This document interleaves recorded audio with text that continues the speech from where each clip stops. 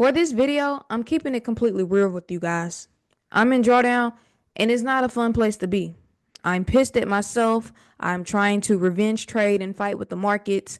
I am fearful of the markets and trading right now, and I'm at a point to where I have to dig myself and my accounts out of a hole.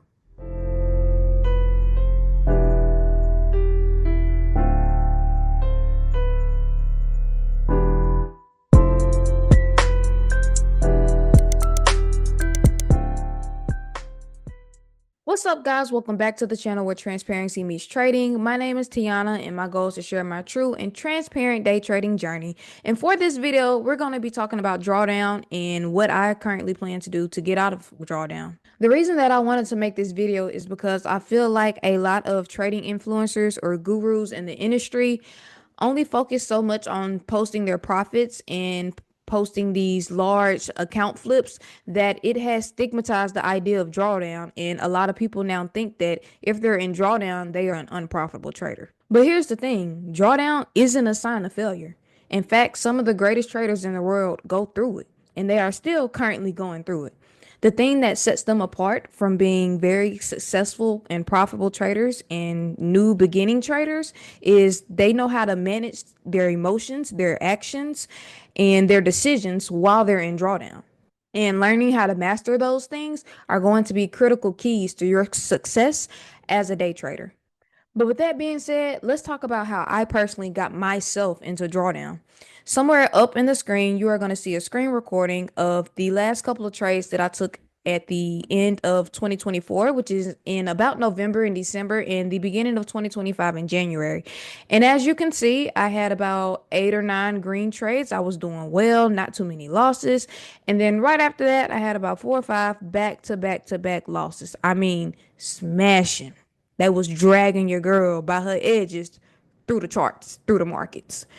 But the reason that I got in drawdown was not because I wasn't following my trading plan, not because my trading plan is not something that successful, it's not something that works. I got into drawdown purely because of my own greed, my own desires to make more money, and my psychology. And I'm gonna be completely real. I know exactly why. If you watch some of my previous videos, you would have seen that my goal is to continue to grow my capital. So over time, the more and more money I make, I save a lot of the money that I profit from out of the market, and I use that to contribute to my account to have a bigger account to trade with. So I went from a $1,000 account to a $5,000 account in about October. And for some people, they'll be like, "Oh, girl, that's not a lot. That's not a lot of money." But keep in mind, I am a broke nursing student at the moment. Not broke, because my God is always good. But I'm a nursing student at the moment who solely depends on herself and putting herself through school. So anything that I can pull from the market is a blessing. And at the time, as you can see in those videos, I was making about 100, 200, $300. And for me personally, from this young black girl from Jackson, Mississippi, I haven't seen no money like that or getting that amount of money without punching in a clock somewhere. And so I got in my head that every time I get in the market, I'm going to make some money. Or every time that I sat down to trade for the next week, I was like, okay, I need $200, $300 this week so I can pay this bill. $300, $400 this week so I can pay this bill. Like at this point, I'm thinking the market owes me money. And I was very naive because I did hear a lot of good professional day traders that I look up to say that you are going to continue to deal with the psychological implications of the amount of money that you are trading all of your trading career. Like at every point when you start increasing your capital, at every point when your account starts getting larger and larger, you're going to have to deal with that psychologically because you are not used to seeing those numbers. I was not used to seeing those numbers. And because of it, I started taking trades out of greed. I was very impatient. I was taking trades that did not go with my trading plan, all because I was so excited to make $100 and $200 because it was something that I had never done before. And it's put me at the point where now I'm no longer trusting myself. I'm no longer trusting the trading plan that I put so much time and so much hard work into. And so something that I want to take away from this is something that I want you guys to take away from this is that growing your capital means stepping into bigger challenges and that it's okay to face psychological setbacks along the way. And it's important that I and we as new and upcoming beginning traders learn to embrace the pressure, learn from our experiences, and remember that every major setback is a setup for the next big comeback. And with that, that leads me into my next point that caused me to be in drawdown. I did not have a strategy prepared for the darkness. And what I mean by this is a lot of the times when we are creating our trading plans, we're adding all of the bells and whistles to it. We know exactly how much we're going to risk on each trade. We know exactly how much we're going to make on each trade. We know how many pips we want our stop loss to be. We know whether this is a A plus setup, a B plus setup, or a C plus setup, and so forth and so on. But it only accounts for the idea that we are going to win a trade. It only accounts for the idea that we're going to make money in the market. Most times we don't add things to our trading plan that accounts for when we lose. What do you do when you lose? And this is the question I had to ask myself because I fell a victim of this. When I tell you guys, I have been creating my trading plan, critiquing it, journaling it for the last 2.5 years. Like, I know exactly what setups I want to take every week. I know exactly what conditions are conducive for my trading style. Like, it's down to a T at this point. But the one thing that I did not include in that trading plan is the idea that I would lose, the idea that every trade is not going to go my way. And some people may be like, well, yeah, we know you're not going to win every trade. No one wins 100% of their trades. And yes, that may be true, but where in your trading plan do you have specifically exactly what you're going to do when you start losing? And not even just losing one trade. What happens when you lose two back to back? What do you do when you lose three back to back? What if you're in a major drawdown and at this point you don't know what to do next? What is in your trading plan to help you get through that? That's the question, and that was the problem that I had. And I believe if we really just take the time to put parameters in place for dealing with drawdown within our trading plan, not just consciously, not just saying what you're going to do in the back of your head, but actually writing it down, we could prevent a lot of things, such as preventing these accounts being blown, maintaining enough capital for recovery, decreasing emotional decision making, and most of all, maintaining longevity. Because at the end of the day, the most important thing is to make sure that you can live to trade another day. And I got this idea from watching Pastor Sarah Jakes Roberts on Sunday. I am very, very strong in my faith for those who have not been watching my videos. And the point that she made is that 1 in 4 businesses always fail. And it's not because they don't have smart founders or brilliant ideas, but it's simply because when we are creating these businesses, we always create our strategies or the game plan with the anticipation that the business is always going to thrive. We don't expect the business to go through a period of drought. And when you don't prepare for that, when you don't prepare for the storm that could possibly come, you're going to drown. And personally, I am also experiencing this in my own life. I feel like when God shows me something in the charts and shows me something that I need to work on, He also shows me something that I need to work on within myself. And so this is a little tangent and just letting you guys know a little bit about myself. I'm currently in nursing school, and all throughout college, all throughout high school, I was supported by two parents.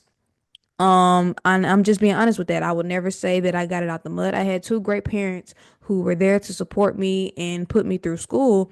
And recently, one of those parents is no longer able to support me, and the other one is facing the financial burden of the family. And so it's at the point now where I really just have to support myself. And this is something that was very unexpected. And so for so long in college, to be honest with you guys, I was chilling. I was chilling. I definitely could have had a job. I definitely could have did more. I definitely could have worked a lot harder than what I did, but I was under the mindset and the idea that I was always going to go through good times, that I would never face any type of financial turmoil in my life. Now, don't get me wrong. We didn't have it all. I come from very humble beginnings, but I've always had a roof over my head. I always knew where my next meal was going to come from. The light bill was always paid. But now that all of my finances, my bills are solely on me, that's something different. That's not something that I'm used to doing. And it's not something that I prepared for it to happen. And so when that started happening, I was just thinking, like, God, why would you let this happen? And the thing that he told me is, one, I never told you that everything in your life was going to be peaches and cream. I never once said that. I said that if you follow me, if you have faith in me, you trust in me, I will get you through every storm, every weather. And if you put your faith in me, you're going to get through it and you're going to be all right.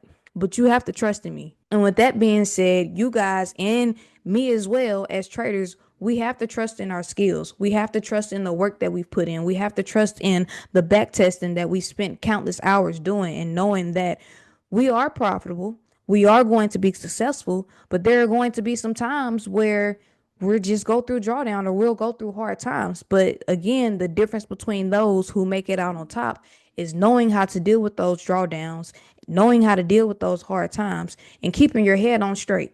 Because please don't let the market drag you by your edges like it's doing me right now. But anyways, let's get to this last and final point of why I'm in drawdown and what I feel like caused me to be in drawdown. And it's simply because I started trading for social media.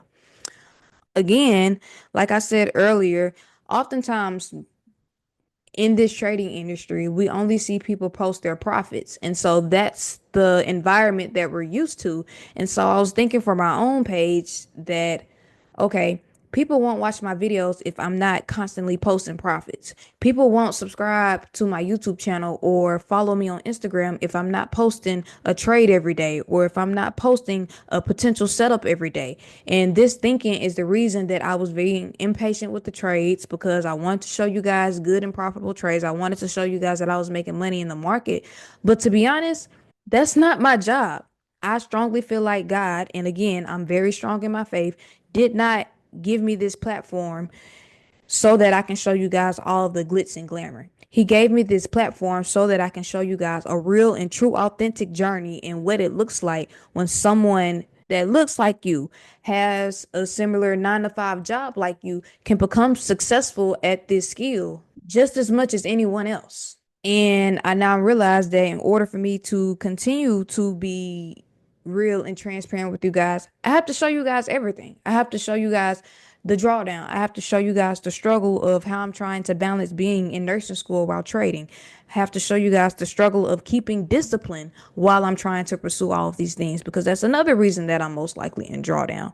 And this not only holds myself accountable, but it also holds you guys accountable. And you actually get to see someone who is trying to grind it out. And it motivates you, I hope, to continue to grind it out yourself and push and pursue and break those ceilings that need to be broken in order to become a profitable trader. And so I encourage you guys to one, not only follow people who are showing their realistic trading journey and is able to actually log into their brokers and show you the actual profits that they're making.